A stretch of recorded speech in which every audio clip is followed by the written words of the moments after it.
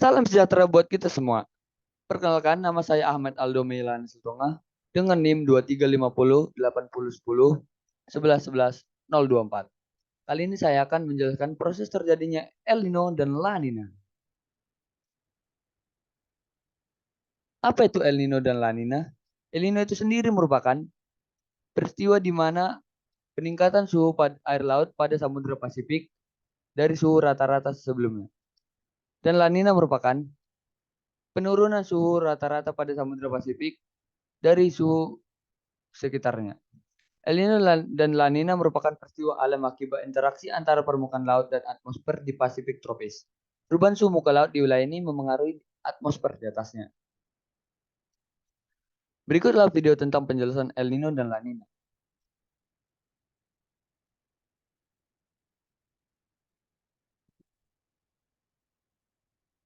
El Nino terjadi akibat interaksi antara laut dan atmosfer yang berdampak luas kepada pola cuaca. El Nino mengacu pada pemanasan berkala suhu permukaan laut di tengah dan timur Samudra Pasifik. El Nino umumnya membuat suhu permukaan air laut di Indonesia turun berakibat pada kurangnya pembentukan awan yang membuat curah hujan menurun dan menyebabkan kekeringan di beberapa wilayah tertentu. La Nina. La Nina merupakan kebalikan dari El Nino. La Nina merupakan kondisi pendinginan yang terjadi di lautan Samudra Pasifik bagian timur dan tengah. Dampak La Nina yaitu peningkatan curah hujan di wilayah Pasifik Akuatorial Barat, di mana Indonesia termasuk di dalamnya. La Nina meningkatkan curah hujan dan membuat musim kemarau di Indonesia lebih basah. Perbedaan antara El Nino dan La Nina. 1. Distribusi panas. El Nino adalah kejadian di mana suhu air laut yang ada di Samudra Pasifik memanas di atas rata-rata suhu normal. Sedangkan La Nina adalah peristiwa turunnya suhu air laut di Samudra Pasifik di bawah suhu rata-rata sekitarnya. Kedua, pola angin. Selama El Nino, pola angin di wilayah Ekuador cenderung melemah atau berbalik arah. Angin pasat yang bergerak dari timur ke barat menjadi lebih lemah. Sementara angin barat daya mungkin bahkan berbalik arah menjadi timur daya. La Nina di sisi lain, selama La Nina, angin pasat cenderung menjadi lebih kuat dan lebih normal. Angin pasat bergerak dari timur ke barat dengan lebih kencang, sehingga mendorong lebih banyak air hangat ke wilayah barat Samudra Pasifik. Ketiga, dampak regional El Nino dapat menyebabkan kekeringan yang parah di beberapa wilayah, seperti California dan Australia. Sementara La Nina dapat menyebabkan banjir dan badai yang lebih sering terjadi di beberapa wilayah-wilayah tertentu. Hubungan antara El Nino dan La Nina. El Nino dan La Nina merupakan dua fase setelah perubahan temperatur di Samudra Pasifik. Faktor pendukung dan penghalang untuk terjadi El Nino dan La Nina saling berkaitan. Faktor yang memengaruhi El Nino dan La Nina. Yang pertama, suhu permukaan laut.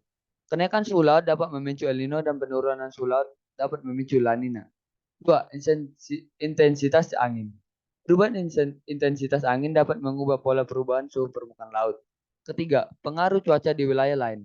Perubahan suhu dan arah angin di belahan bumi lain dapat berdampak pada El Nino dan La Nina. Dampak El Nino. 1. Curah hujan rendah.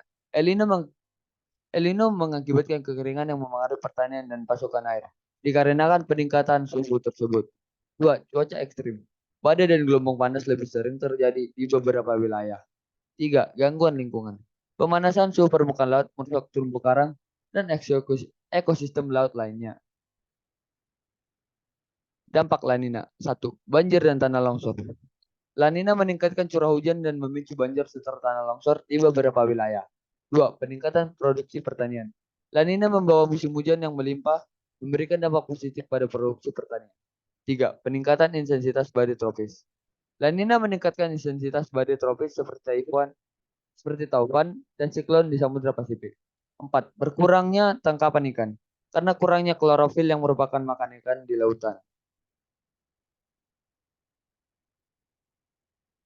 Penanganan dan mitigasi terhadap El Nino dan La Nina. Penanganan El Nino. 1. Meningkatkan pemantauan suhu permukaan laut dan data cuaca.